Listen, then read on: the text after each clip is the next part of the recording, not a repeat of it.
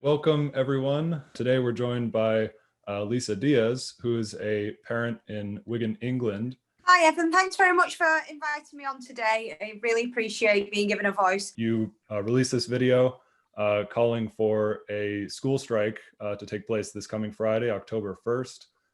And as of now, I believe it's been viewed actually over 80,000 times.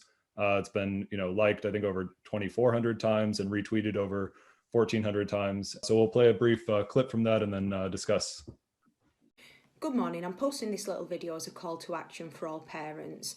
I initially proposed that the 22nd of October should be a school strike, a parent strike, when all parents refuse to send their children into school because of the utter lack of mitigations in schools, because they've not been vaccinated, because they're like sitting ducks waiting to catch a disease that is completely preventable, to catch a novel virus that we don't know the long-term effects, to catch a virus that's already killed 88 children in this country. We're sick of the lies. We're sick of the gaslighting. We're sick of you getting scientists, paying scientists to say ridiculous things like children don't catch it in school, they catch it on the bus. It's not good enough. We won't take it anymore. So the parent strike I propose is next Friday, the 1st of October. I hope you'll all join me, and I will post more details to follow. Thank you. Okay, so I think that sort of sums it up, but do you want to maybe describe a bit sort of, I guess, just further sort of what led to this, and also just maybe speak generally about what the situation's like, what have the policies been of the Johnson administration? Evan, how long have you got? I could be here all night telling you about the problems in my country. It's an absolute catastrophe, honest to God. Parents who are clinically extremely vulnerable are told, get your children in or you'll be fined and prosecuted. You couldn't make it up. It's absolutely dystopian. It's appalling.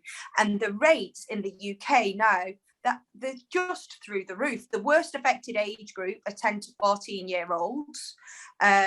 We're talking, I think, the other week, it was 122,000 children who were off school with either COVID or a very close contact.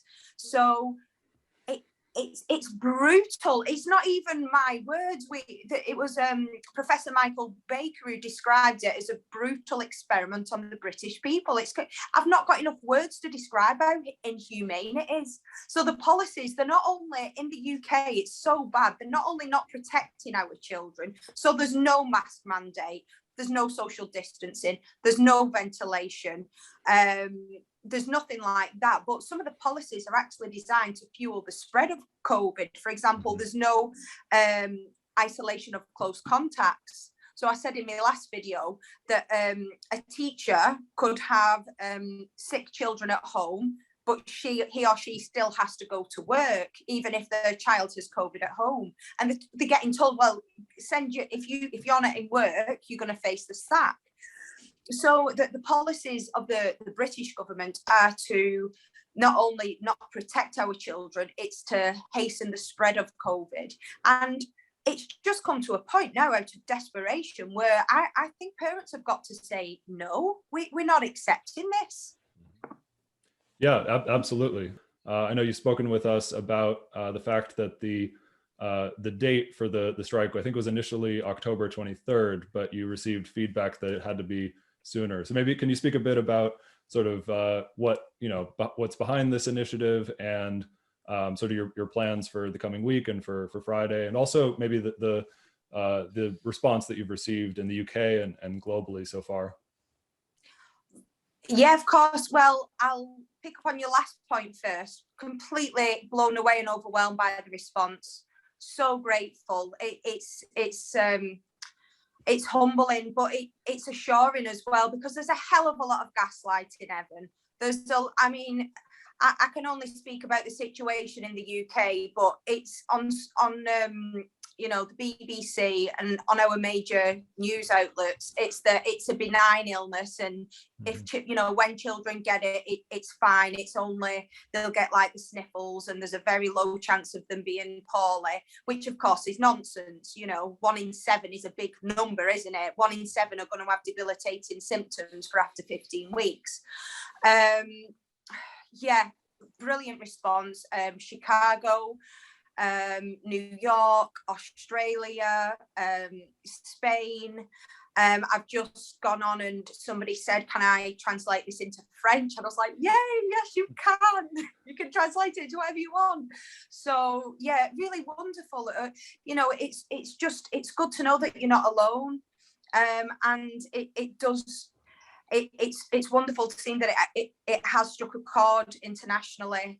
Parents are rightfully worried about their children. They're not sitting ducks. Well, they are sitting ducks, but they shouldn't be. And, they shouldn't be collateral damage or an afterthought. So, yeah, really fantastic response internationally. The thing with bringing it forward, I initially said, I thought, it's a bit soon. Somebody in our group said, next Friday. I thought, we need a bit more time to plan it. But then everyone was like, we can't sit around and wait a month. How many more children are going to be infected, end up with long COVID, end up in an ICU ward, end up dead before that happens? So that's the reason why it was brought forward, because of the urgency of the situation. Yeah, no, absolutely. I think it was correct to do that, and I think the situation it is really critical. I think we noted in the first 2 weeks, 59,000 children have officially been infected in the UK. You spoke to some of the countries. There was also a lot of support I saw from Canada here in North America. Yes. There's huge support, and it's really important that we develop this fight against the pandemic on a world scale. I think that I guess my next question, you took part in this webinar that the WSWS hosted on August 22nd, which was titled "For a Global Strategy to Stop the Pandemic and Save Lives." We'll have a link to it below the video, but you took part along with educators in the US, Brazil, and Australia, and 3 really noted scientists on the pandemic. As you said, Dr. Michael Baker at the University of Otago in New Zealand, who's been really one of the principal advocates for the eradication of COVID-19.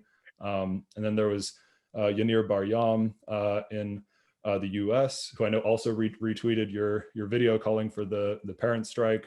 And then Dr. Malgorzata Gasparovich in Canada, who's also been very supportive and has retweeted your material on the strike. Oh, wow.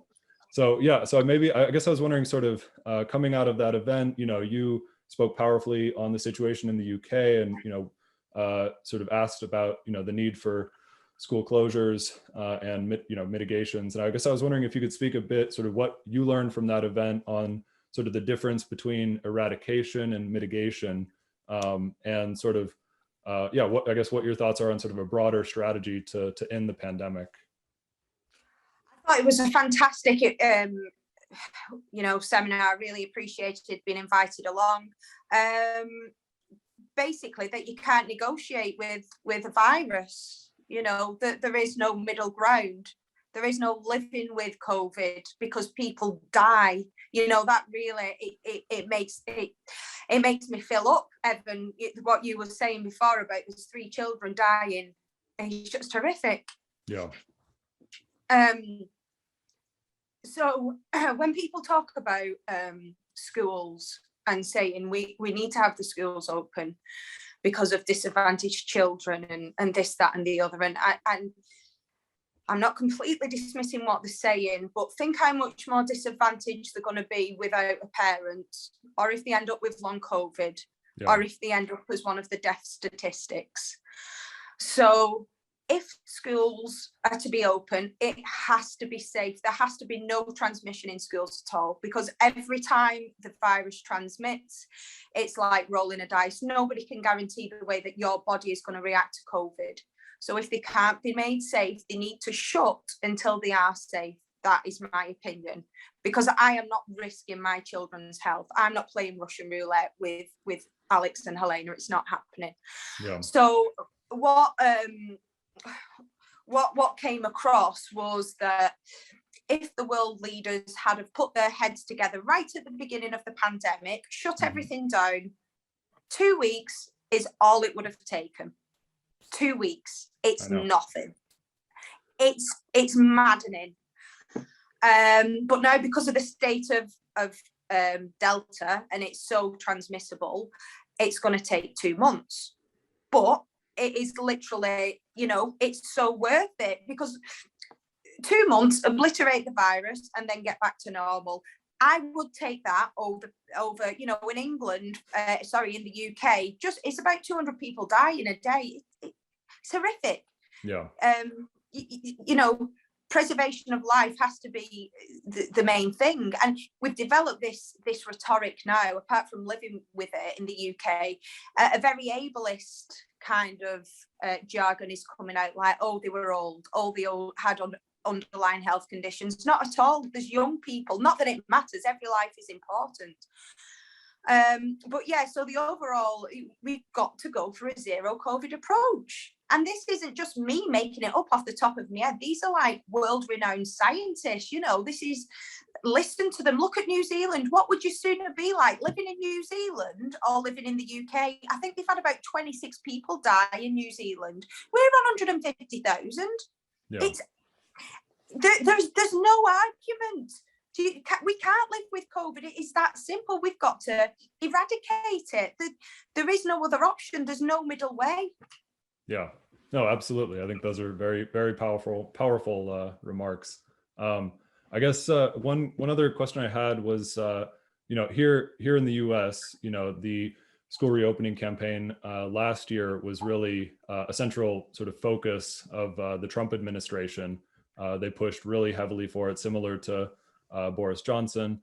But really, I think, immediately after Biden was elected and then inaugurated, the Democratic Party really became, the principal agents, really pursuing this policy. There was a series of major struggles against the school reopenings in Chicago in particular. There's a very pitched battle there. Basically, the entire media, lined up to promote the reopenings there, and ultimately the union just totally caved. Which it's the Chicago Teachers Union, which is sort of hailed as this radical union, but they supported it. And at this point, really, the Democrats and the unions have just fully gone along with it, and really, the national union leadership, the American Federation of Teachers President Randy Weingarten and the National Education Association President Becky Pringle have been touring the U.S. promoting the full reopening of schools at the same time that cases among children are skyrocketing, deaths are skyrocketing. So I guess I was wondering if you could speak a bit, sort of what your thoughts are on sort of the different political forces in the UK, the role of the Labour Party and the unions in the UK and over the past year, and sort of facilitating the reopening of schools, or not putting on any pressure. Could you speak to that a bit? And so, but also, if you want to speak further on the Johnson administration and their pursuit of herd immunity, which is just catastrophic. All of it, the Labour Party have been useless in a nutshell. Yeah. I was in the Labour Party. I left the Labour Party because of Keir Starmer's no ifs, no buts comments. Schools reopen, no ifs, no buts. Yeah. And then another turning point, and he said that, and I was like, oh, right, no, stay in the Labour Party, try and facilitate change from within and all the rest of it. The Labour Party have completely colluded with the government. They've done nothing. Only very recently, I would say in the past few months, I think for the fact that it is so now undeniable, they can't keep on spreading the lie that children don't get COVID or children can't transmit COVID, Yeah. So they've started now pushing for mitigations. And when I say pushing in the lightest possible terms, Right. Like, you know, in Parliament, they'll get up and give a 1.5-minute speech saying, oh, we need ventilation, we need masks, we need that, we need the other. But then that's it. Nothing will happen. They'll all sit around and have meetings for months. Meanwhile, we've got children getting infected and we've got children dying. Yeah. So we can't sit around and wait while this is happening. You know, not just to children and obviously the teachers, but the wider community, because obviously kids bring it home. There's a woman who I'm friends with on Twitter. She's called Louisa. She's only a young woman. She's probably in her 30s, and she's just had open heart surgery. And she posted a few videos and she said, I am terrified. I know it's going to happen, but my child is going to bring COVID home. And what did they do? They caught it at school, they're 8-year-old, and they brought COVID home and they've given it to a mum who is now who is recovering from heart surgery. So when I say it's urgent, this isn't just numbers on a page. This is life and death. These are real people we're talking about. So we've not got time for politicians to mess about and tweak around the edges. So, you know, it's not that I want to lead a worldwide strike.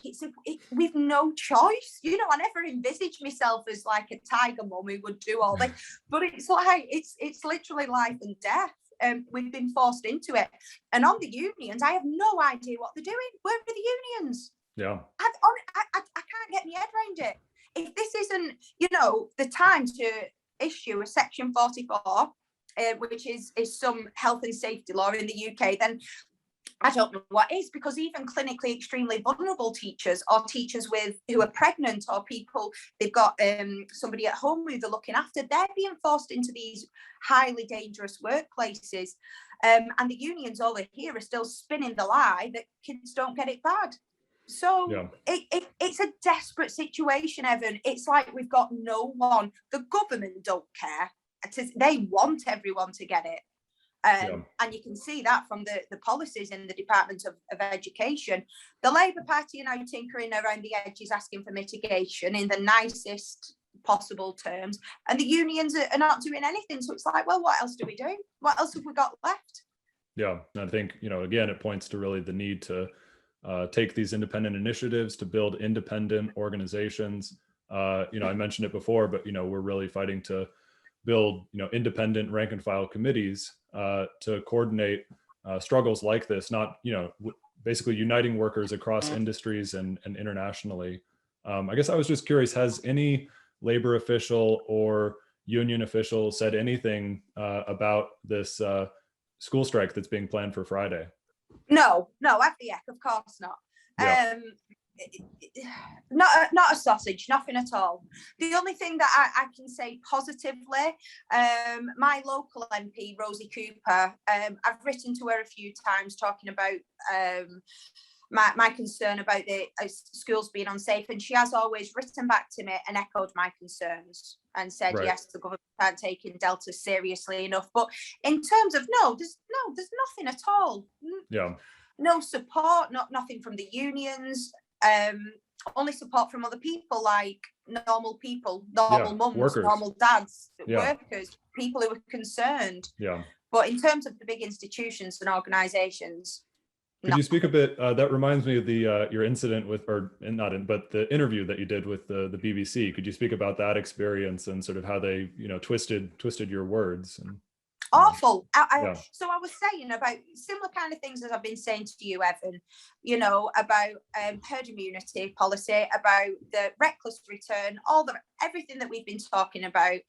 I also slipped in that, yes, of course, I want my children back in school, like every parent does. I don't want this to be an indefinite situation. It's got to be resolved. But we don't solve it by sticking our heads in the sand and saying, oh, let's all plow on, you know. Yeah. So I said, I'm upset for my son that he won't be started, because I'm not sending my kids in whilst it's dangerous. They can threaten me with fines and prosecution all they want, which they have been doing. So the only two comments that the BBC took out was that I've got an underlying health condition, which I have, but that's almost irrelevant because healthy people die from COVID. You know, it doesn't make it okay that you should or shouldn't get it. So they reported that I had an underlying health condition. They reported that I was upset that my son wouldn't be starting high school. And then they described me as anxious, was it fearful, concerned? All of these really patronising words, like silly little woman from Wigan. Yeah. You know, getting scared and anxious for nothing. In fact, my worries are completely justified. I'm not saying anything that top epidemiologists aren't saying, that Michael Baker isn't saying, stuff that Fauci hasn't said. So I found it very patronising, very disingenuous, and ultimately I was just portrayed as an anxious mum. Kids are very rarely affected. That came out again. And the BBC are basically the government propaganda machine. They are just spinning whatever the government want them to spin, which is parents need to be in work, so kids need to be in school, bums on seats, come what may. Yeah. No, I think those are excellent points. It was also, I remember your interview was also buried beneath, I think it was 2 or 3 parents sort of supporting. Yeah. I was right down at the bottom. Right. Yeah, right. They had all the happy parents, Right. And then I was right. The anxious one, the anxious, fearful mum was tucked away at the end. Right. No, yeah, it was really, as you said, a piece of really blatant propaganda. Whereas what you were saying is very scientifically based and grounded. That's it. And I spoke to one of your colleagues, Tom, and he wrote an excellent article afterwards as well, in which everything that I did say, I can't remember all the ins and outs, but I was reaming off facts and figures and everything, right. and he wrote it all down for me. So it's like, yes, that's what I said. Right. Well, we really fight, the World Socialist website, we fight to, provide a voice for the working class on a world scale. So that's, really critical to our work as socialists. Thank you. Yes. Yeah. I guess on that, I guess my final question is, I was wondering if you could speak a bit to sort of how the school reopening campaign, and also, just the conditions that workers have, experienced during the pandemic, how that relates to, sort of the broader social issues that are, facing the working class, the growing social inequality, the threat of war, climate change, sort of, I guess, maybe you could speak a bit about these issues. I mean, we're all disposable, Evan. It's workplaces aren't COVID safe. I can just speak about. I've just come back from the supermarket. I've just come back from Asda. None of the staff have got a mask on. I think the problem here particularly is that the government wants to pretend that the pandemic is over. Yeah. And it's so intense, the message from mainstream media and the government, that we all have to pretend that it's not on the news anymore, Evan. How many people have been infected, how many people have died. When a child dies, nothing at all. Same in the US. It's they're covering it up. Yeah, absolutely. So people are unsafe at work and they don't even know it, because they think the pandemic's over. I think all mitigations now have gone all together.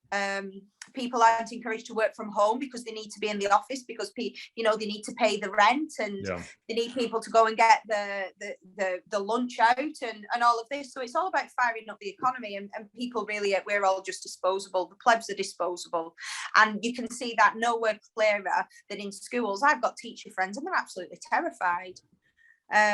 There's nothing, they're forced into, in the UK, we've got some of the most overcrowded classrooms in Europe.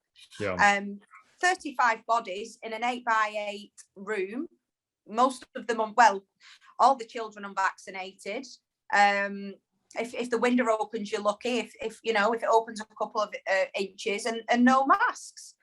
It's a really grim reality. Even children are made, like at my kids' old primary school, they're made to take the masks off before entering. So it's bad. What do you see as sort of the way forward? We've spoken about it a bit, but these types of actions. Well, we need to go for an eradication, and it needs to be fully supported by the government. You know, we have had furlough schemes in the past whereby, you know, we've had a little partial lockdown for a bit and the government supports businesses and stuff.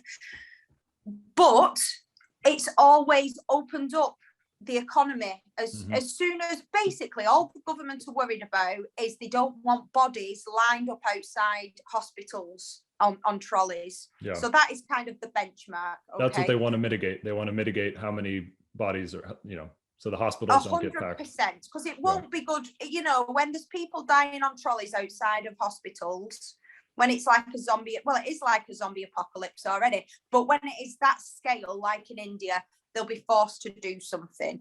I mean, it is dying now. We've got hospitals on black alerts. We've got people dying, waiting for an ambulance. It's really, really bad. So things are going to have to get, I don't even know how bad they're going to have to get for the government to take action. But yeah, I think Boris Johnson said that 50,000 deaths was tolerable for him a year.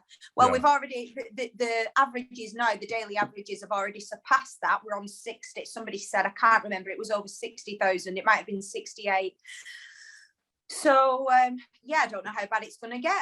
I don't know. I've not got the answers, but what I do know is that we need to lock down until there is no COVID, have very strict border policies like they did in New Zealand. And, you know, if it's not a pipe dream, they can do it in New Zealand, they can do it in China, they can do it in Thailand, they can do it in Taiwan. So I don't accept this, that it can't be done here. Of course it can. It just needs political will. It just needs people to be honest. It needs politicians to be honest and put people before profit just for a couple of months. Yeah. Well, I think, you know, I think what you've described earlier in this interview really underscores really the need for workers to take these types of independent actions that, you know, the politicians have, you know, they've, of every stripe in every, you know, or almost every country, they've, you know, refused to carry out these measures and are just, you know, totally beholden to the corporations, to the financial elite. You know, in the U.S., the American billionaires have amassed $1.8 trillion just in the first 18 months of the pandemic. So they increased their wealth by, you know, roughly 2/3. And so I think same here. People, the richer are getting a hell of a lot richer and the poorer are getting poorer. They're dying. Yeah. So I think, you know, really connecting this strike on Friday to these broader social issues, as you said, really fighting for the eradication strategy, you know, which, you know, as you said, they've eliminated COVID-19 in China, New Zealand, throughout the Asia Pacific. But I think what those experiences have shown is really that you can't, it has to be oriented towards global eradication, that you can't, you know, they're continuing to have outbreaks in New Zealand and China. It's been, you know, more and more difficult to contain them given the transmissibility of the Delta variant. So I think this aspect of the international coordination of the working class is really critical and really the only way that we're going to put an end to this pandemic. So I think, you know, this strike on Friday will be a very important initial step, really in this in developing this movement. And, you know, like you said, I think it's initial as well, Evan. I completely agree, and I think it is an initial step as well. I mean, I will strike. Listen, I understand it's not easy. We need to keep this momentum going as well. You know what I mean? Not just one Friday. We need to make our voices heard. Well, they won't listen to our voices, but if we act with our feet, maybe we can facilitate a bit of change. Yeah. So I think it's got to be something that we continue. Yeah, absolutely. And you know, we will continue to publicize it on the World Socialist website. We will be organizing solidarity demonstrations, protests, you know, wherever we have influence, wherever we have rank and file committees. And later this month, we'll be announcing it soon, but we are preparing a major conference of rank and file committees internationally. So we'd be honored to have you on the I'd love panel. to. Thank you. I'll come and listen, and thanks. Yeah, and so I think this will be a very important experience. And thank you again, Lisa, for all the work that you've done. It really has inspired workers and parents, educators, students all over the world. And so keep Thank you. up the good work, and yeah, we'll be in touch. So Thanks so much. Thanks, Evan. yep, thank you.